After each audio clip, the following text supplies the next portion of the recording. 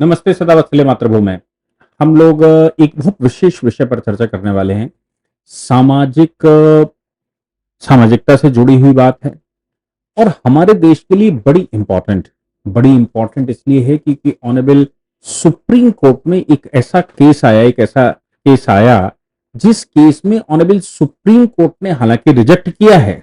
उस मामले को ऑनरेबल सुप्रीम कोर्ट ने रिजेक्ट किया है, लेकिन फिर भी सुप्रीम कोर्ट के रिजेक्शन के बावजूद मतलब जब उसकी सुनवाई हुई तो सुनवाई से ये बात पता लगी कि वाकई में हमारे देश में कितना बड़ा खेल चल रहा है और उस खेल की क्या लिमिट है।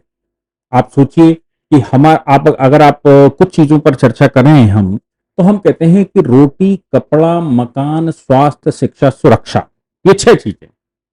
रोटी, कपड़ा, मकान, स्वास्थ्य, शिक्षा, सुरक्षा।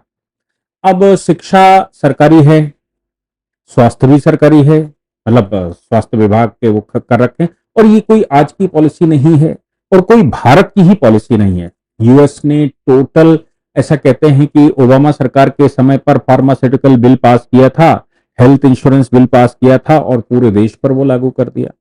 बहुत सारे देशों में भारत से बाहर जाते हैं तो आपने देखा होगा, ध्यान दिया होगा कि जैसे वीजा लगता है, वीजा से पहले वो आपका इंश्योरेंस मांगते हैं, हेल्थ इंश्योरेंस मांगते हैं, क्योंकि उनके यहाँ आप जाओगे तो आपको क्यों खाली पीली आप बीमार पड़ जाओगे, वो क्यों झेले। इसलिए स्वास्थ्य और शिक्षा आज की तारीख में रोटी, कपड़ा, मकान हम कमा लेते हैं। ईश्वर की कृपा है कि हर व्यक्ति रोटी, कपड़ा, मकान कर लेता है। बहुत रेयर मामले रहते हैं जिन पर नहीं हो पाता। अब बचती है स्वास्थ्य, शिक्षा, सुरक्षा। सुरक्षा तो केंद्र का पूर्ण रूप से अधिकार है और कर्तव्य भी बनता है, वो हमारा विषय हो ही नहीं सकता। सिक्योरिटी, चाहे एक्सटर्नल सिक्योरिटी हो चाहे इंटरनल सिक्योरिटी है, वो सरकार का कर्तव्य बनता है और वो सरकार का कर्तव्य बनने की वजह से हमको अच्छी सरकारें चाहिए होती हैं।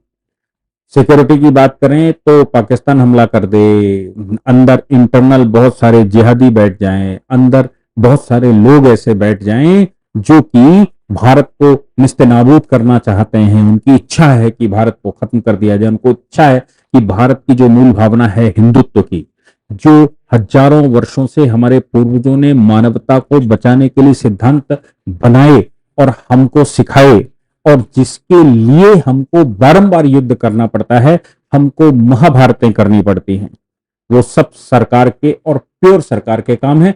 हमारा काम केवल उनको सूचित करना है। अब सरकार इसके बाद अब बचती है स्वास्थ्य और सुरक्षा, स्वास्थ्य और शिक्षा। आपने देखा होगा कि स्वास्थ्य और शिक्षा पर अगर सरकारें बहुत अच्छा काम कर लें तो मुझे लगता है कि हमारा देश अपने आप स्वर्ग की तरफ बढ़ जाएगा, स्वर्ग की तरह हो जाएगा। क्यों? क्योंकि अगर सरकारी अस्पतालों का हाल अच्छा हो जाए, अगर हमारी जो हेल्थ है वो हेल्थ अच्छी हो जाए। अब इसके लिए प्राइवेट डॉक्टर्स का जाल बिछा हुआ है, फार्मास्यूटिकल कंपनियों का जाल बिछा हुआ है और सरकारी अस्पतालों में वो रिस्पांस नहीं मिलता जिस रिस्पांस की हमें आशा रहती है।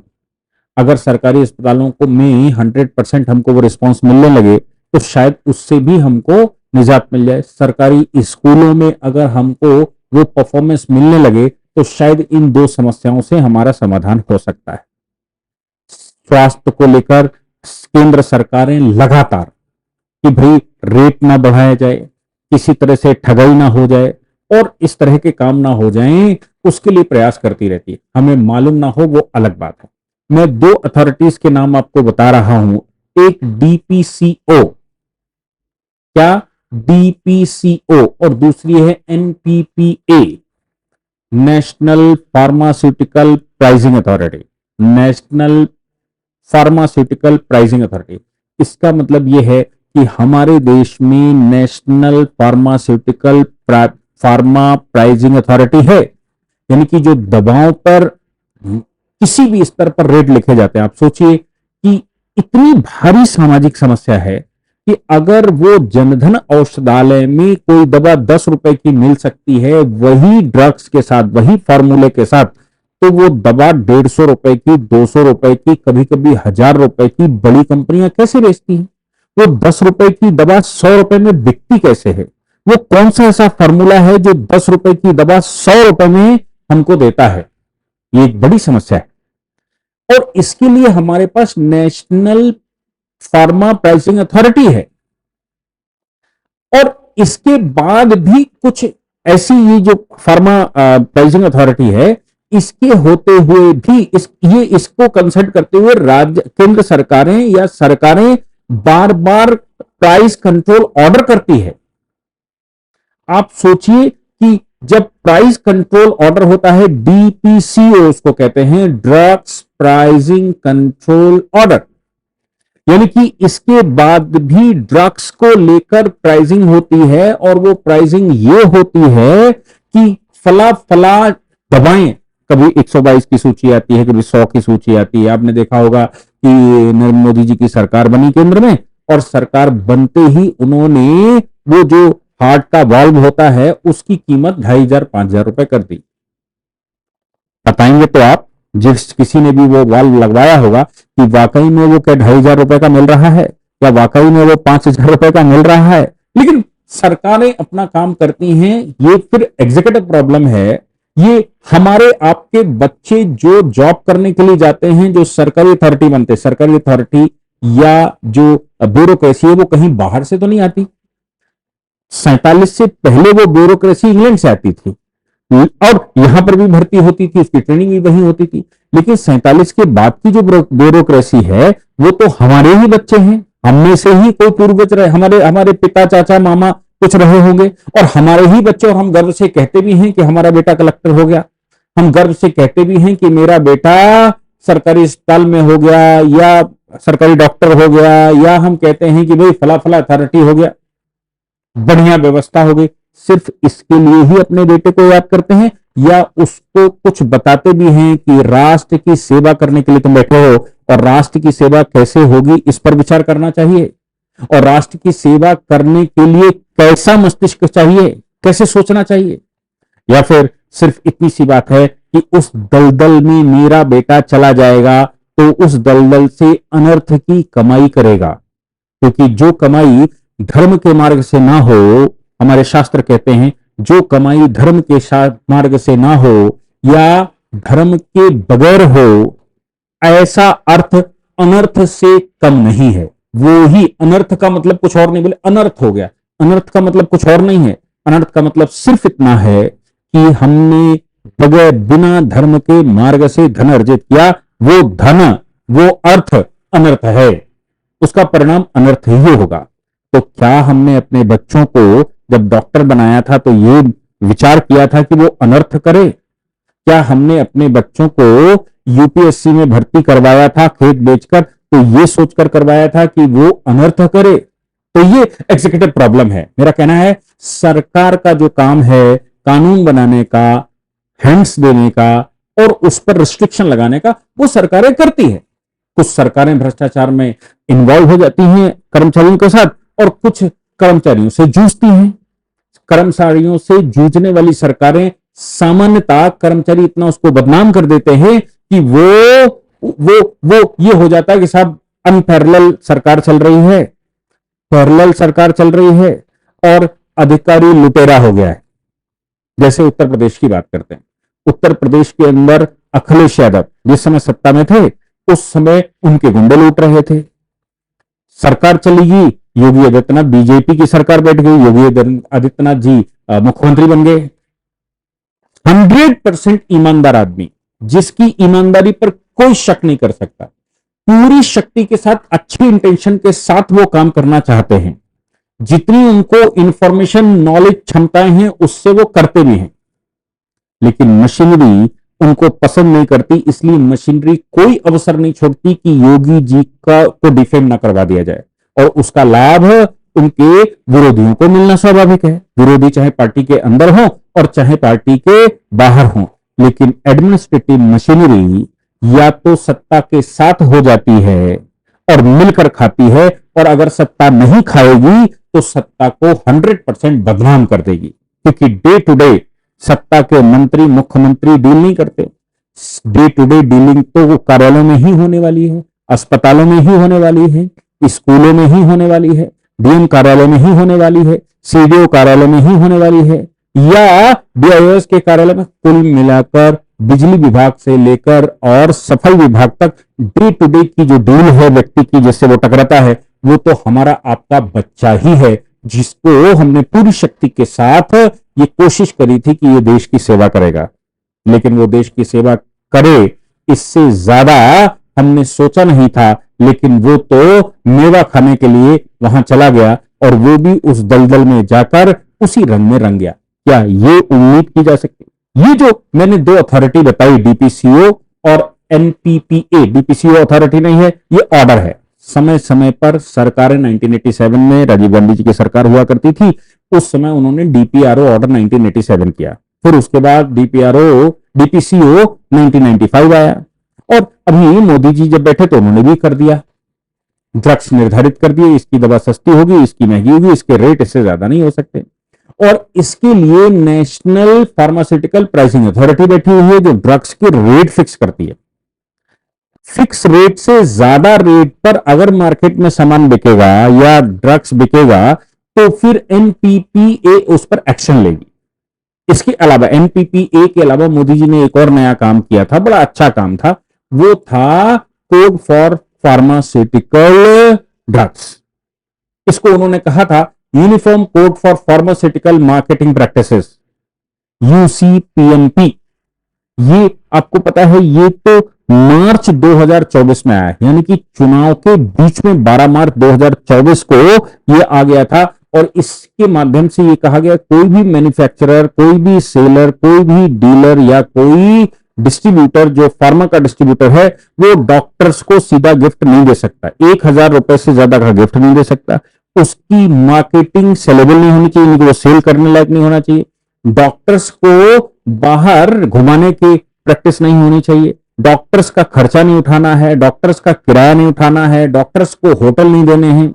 और इस प्रकार उन्होंने पूरा रेगुलेशन पास किया और फॉरेन ट्रिप से लेकर और नीचे प्रोफेशनल तक बता दिया कि भाई उनके परिवारों को उनको वो आप नहीं कर सकते, आपको दिखाना पड़ेगा, अपनी उस पर चढ़ाना पड़ेगा। अब एमआर तो यही करके जाते थे कि दवा बेचने के लिए, जैसे गए उन्होंने कहा सर ये ड्रग्स आया है, इस काम के आता है, ये बढ़ जाए तो ऐसा होता है, वो बढ़ जाए तो वैसा होता है। और फिर बाद में उसने कहा सर 80% की डील है, इस पर 80% की डील है, 70% 60% की डील है, यानी कि अगर आप महीने में 10 लाख की दवा बेच लेते हैं तो 8 लाख रुपए आपको मिल सकते हैं। अब ये जो इस प्रकार का सिस्टम बनाकर रखा था, ऑफिशियली तो कोई इसको प्रूफ नहीं कर सकता, लेकिन होता तो था। सरकार ने उस पर रिस्ट्रिक्शन लगाया, मोदी जी की सरकार ने 2024 में रिस्ट्रिक्शन लगाया, जब उनको पता लगा होगा कि बड़ा खेल यहां पर है तो रिस्ट्रिक्शन लगाया। डीपीसीओ तो पास करते ही करते हैं। और अभी सुप्रीम कोर्ट में सन फार्मा, आप सोचिए सन फार्मा देश की बड़ी कंपनी में से एक है, मुझे नहीं लगता कि देश के लोग सन फार्मा को नहीं जानते। सन फार्मा को देश के जो थोड़ा पढ़ा लिखा है, मतलब एजुकेटेड पर्सनालिटीज में सन फार्मा को 80% लोग जानते हैं। उनके ऊपर एनपीपीए ने एक रिस्ट्रिक्शन लगाया, एक ऑर्डर किया कि आप 2.25 करोड़ रुपया लगभग जमा करिए। आपने एक डीपीसीओ की जो मेडिसिन है उस पर अपना प्राइस टैग लगाकर बेचा, जबकि उसका प्राइस टैग पहले से फिक्स्ड है, इससे ज्यादा नहीं हो सकता, वो डीपीसीओ में है, यानी कि drugs pricing control authority order उस पर है। उन्होंने कहा कि भाई ये रेट है इसका, इससे ज्यादा नहीं हो सकता। एनपीपीए ने उसको पकड़ लिया, पकड़ने के बाद उसके खिलाफ एक ऑर्डर किया। उसमें ये जो डीपीसीओ है इसमें नियम ये है कि भाई एनपीपीए को ये अथॉरिटी है कि जितने पैसे आपने बढ़ाकर किए हैं उतना वसूली करके वो सरकारी फंड में डाल दे। उन्होंने कहा सरकारी फंड में डालिए। इन्होंने सन फार्मा ने उसको चैलेंज किया और कहा ना तो साहब हम बनाते हैं, ना हम इंपोर्टर हैं, ना इंपोर्ट करते हैं, ना हम डिस्ट्रीब्यूटर हैं। हाँ बताओ, आप इनमें से कोई नहीं हो, डीलर हो, कहते हो मैं डीलर हूं। सन फार्मा कह रही है हम डीलर हैं। आप सोच सकते हैं कि सन फार्मा देश की बड़ी मार्केटिंग कंपनियों में से एक है जो फार्मा की मेडिसिन बेचती है। अपना डिस्ट्रीब्यूटेड बाय या सेल्स बाय या डिस्ट्रीब्यूशन या डीलर कुछ ऐसे लिखते हैं। किसी और कंपनी से बनवा ली। हमारे देश में एक बड़ा खेल इस समय चल रहा है, कि ड्रग्स मैन्युफैक्चरिंग कंपनी बनती है, उसको मार्केट तो है नहीं, तो क्या करते हैं, वो मैन्युफैक्चर कर करके बड़ी इन कंपनियों को बेचते हैं। ये बड़ी कंपनियां डिस्ट्रीब्यूटर करके वो अपना करती हैं और डील करती हैं। इन्होंने दवा नहीं बनाई, इन्होंने दवा खरीदी, खरीद कर इन्होंने डिस्ट्रीब्यूट कर दी, उसका रेट फिक्स कर दिया, रेट जो जो डीपीसीओ का रेट था उससे ज्यादा ले लिया। हाईकोर्ट गए, हाईकोर्ट ने कहा पहले ये बताओ, अच्छा आप डिस्ट्रीब्यूटर नहीं है, आप ये नहीं है, आप वो नहीं है, सब बता रहे हो, आप बताइए कि आपका जो मैन्युफैक्चरर है उसके साथ कोई डील है क्या? अब मैन्युफैक्चरर क्यों फंसेगा? क्योंकि सन फार्मा ही विभिन्न प्रकार की सब्सिडरी बना कंपनियां बनाकर या सिस्टर कंसर्न बनाकर ये सब खेल खेल रही है। हाई कोर्ट की सिंगल बेंच ने रिजेक्ट कर दिया, डबल पर गए, डबल ने भी रिजेक्ट कर दिया, सुप्रीम कोर्ट चले आए। सुप्रीम कोर्ट ने कहा कि आप डीलर हैं, कि आप डिस्ट्रीब्यूटर हैं, कि आप ये हैं, आप कह रहे हम नहीं हैं, लेकिन आप सिद्ध करिए कि आप नहीं हैं, क्योंकि मार्केटिंग तो आपने ही की है, बेची तो आपने ही है, पैसा तो आपके अकाउंट में गया है, तो आप पहले ये बताइए कि आप वो नहीं हैं। आपने देश में जो डीपीसीओ की दवाएं हैं, डीपीसीओ जो निर्धारित कर रखा है, वो आप उससे ज्यादा रेट पर कैसे बेच रहे हैं? आप सोचिए कि हालांकि सुप्रीम कोर्ट ने उनकी जो अपील थी, जो जो जो एसएलपी थी, उसको रिजेक्ट कर दिया। 2.25 करोड़ प्लस 2,65,00,000 रुपया लगभग उस पर ब्याज बना, क्योंकि ये मामला बहुत पुराना है और जो ब्याज बना ये अटल बिहारी वाजपेयी जी की सरकार के समय पर ये हुआ था, उन्होंने पकड़ा था, उनकी सरकार के समय पर हुआ और तब से अभी तक चल रहा है। तो आप सोचो कि वाजपेयी सरकार का मतलब हो गया आज से 20 साल पहले, 20 साल पहले की सरकार वाजपेयी की होने की वजह से उसका ब्याज भी 2,65,00,000 हो गया, तो कुल मिलाकर 4,80,85,00,000 रुपए का रिकवरी बनी। सुप्रीम कोर्ट ने कहा आप दीजिए, आपने कानून तोड़ा। मेरा मानना यहां पर, मेरा कहना यह है, जब एनपीपीए भारत में है तो वो ड्रग्स जो कि प्रधानमंत्री औषधालय में 10 रुपए का बिक रहा है, वो ड्रग्स 100, 150, 200 रुपए का कैसे बिकता है? क्या एनपीपीए के पास इतनी टीथ नहीं है, इतना पावर नहीं है कि कोई भी ड्रग्स भारत में बन रहा है उसकी प्राइसिंग निर्धारित कर सके कि भाई इस पर 20%, 30% मार्जिन होगा? या फिर आप क्लेम करिए कि आपने आरएनडी पर, ये दवा जो आपने ली इसकी आरएनडी पर आपने इतना खर्च किया है, क्या इस पर एमआरटीपी एक्ट के तहत काम नहीं हो सकता?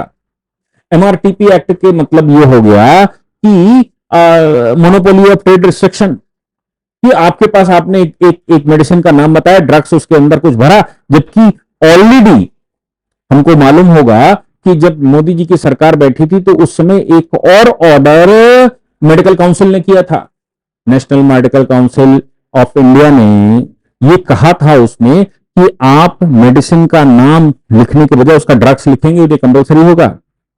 अभी तक तो डॉक्टरों ने उसको फॉलो किया नहीं है, कुछ ने किया होगा तो बता नहीं सकता, अभी तक जनरली डॉक्टरों ने उसको फॉलो नहीं किया, अभी भी वो वही लिख रहे हैं जो ब्रांड का नाम है, और ब्रांड तो हम जान रहे हैं, 10 रुपए की दवा वाला 150 का टैग लग कर आ रहा है।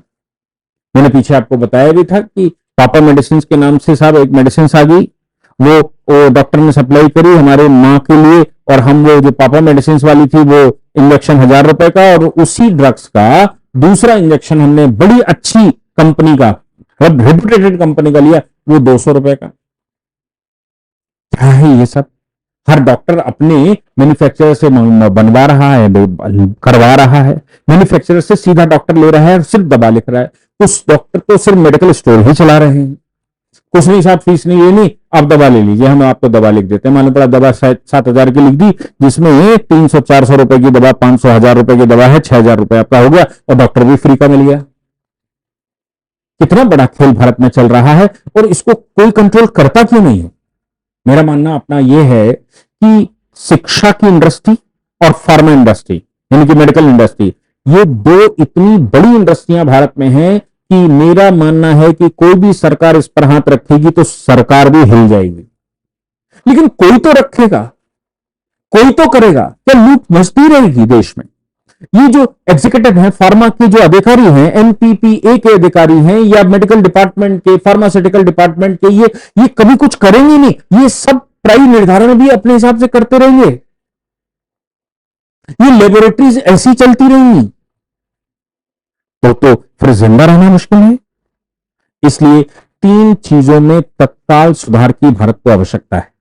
वो 3 चीजें हैं: एडमिनिस्ट्रेटिव मशीनरी, उसके बगैर कुछ होता नहीं है। वो दूसरा, शिक्षा माफिया इंडस्ट्री। हम सब जानते हैं नेताजी एक बार चुनाव लड़े, बस दो चार फार्मा स्कूल खोल दिए, इंजीनियरिंग स्कूल खोल दिए, इंजीनियरिंग कॉलेज खोल दिए, ये खोल दिया, वो खोल दिया, इंग्लिश मीडियम स्कूल खोल दिए, और भाई करोड़ों का खेल हो गया। एक बार मंत्री रह लिए तो साहब बड़े बड़े मेडिकल पैरामेडिकल कॉलेज खोल दिए। तो क्या है, माफियाओं के हाथ में पहुंच गया है। माफियाओं के हाथ में इतना बड़ा खेला हो गया है कि इसको छूना भी मुझे लगता है डर लगता है सरकारों को। ऐसे ही फार्मा की सब मेडिकल कॉलेज खोल दिया, नर्सिंग होम खोल दिया, बड़ा हॉस्पिटल खोल दिया, ये आई हॉस्पिटल खोल दिए। आपको मालूम था कि चिदम्बरम परिवार का वो आई हॉस्पिटल वाला चक्कर था, तमाम अरबों खरबों का लोन लेकर वो हो गए चंपत। उस पर भी कौन सुन रहा है, कैसे सुन रहा है। मैं आप लोगों को एक आह्वान करता हूं, जो भी फार्मा के बारे में जानते हैं, जो जिनको फार्मा इंडस्ट्री के बारे में मामले में जानकारी है, ये एनपीपीए के मामले में जानकारी, आप हमको लिखिए, हम आपका एक शो अरेंज करेंगे। I will ask the question from you. और देश को पता होना चाहिए, क्योंकि जब तक जागरूकता नहीं आएगी, जब तक ये छुपे हुए विषय रहेंगे, तब तक इनमें सुधार नहीं होने वाला। इसलिए जागरूकता कौन लाएगा, मैं आपसे चर्चा करूंगा, और जो मैं जिन लोगों को जानता हूं, पत्रकारों को, उनसे भी कहूंगा, जो मीडिया इंडस्ट्री है उससे भी कहूंगा, भाई इनका ये इशू उठाने चाहिए, ये इशू उठाने वाले हैं, ये देश को सुधार करें। अक्सर मेरी टीम भी मुझसे कहती है, आप इस प्रकार के इशू पर ज्यादा काम करते हैं, आप अगर पॉलिटिकल बात करें, कुछ इसकी कुछ मसाला वसाला लगाकर पॉलिटिकल बातें करें, तो आपके फॉलोवरों की लाइनें बहुत तेजी से बढ़ेंगी, बहुत तेजी से आएंगी। मेरा मानना है कि मैं फॉलोवर्स बनाने के लिए नहीं हूं, मैं पढ़ाने वाला एक शिक्षक हूं, देश को सुधारना चाहता हूं। देश का भविष्य हमारी गोद में खेलता है, और वो खेलने वाला जो जो भविष्य है, वो किस तरह सुधर जाए, लोगों के मस्तिष्क में क्या अच्छा आ जाए, इसके लिए प्रयास करने वाले व्यक्तियों में से हूं। इसलिए आप लोगों से आह्वान करता हूं, अगर किसी के पास ऐसा कुछ है तो हमको जरूर बताइएगा, हमको सूचना करिएगा। हम उस पर किसी न किसी पत्रकार को लगाकर आपके इंटरव्यू अरेंज करेंगे। ऑनलाइन ही अरेंज कर सकते हैं आप, कुछ सवाल जवाब हो जाए, कुछ अच्छा हो जाए तो अच्छा हो जाएगा। जय हिंद, जय भारत, वंदे मातरम।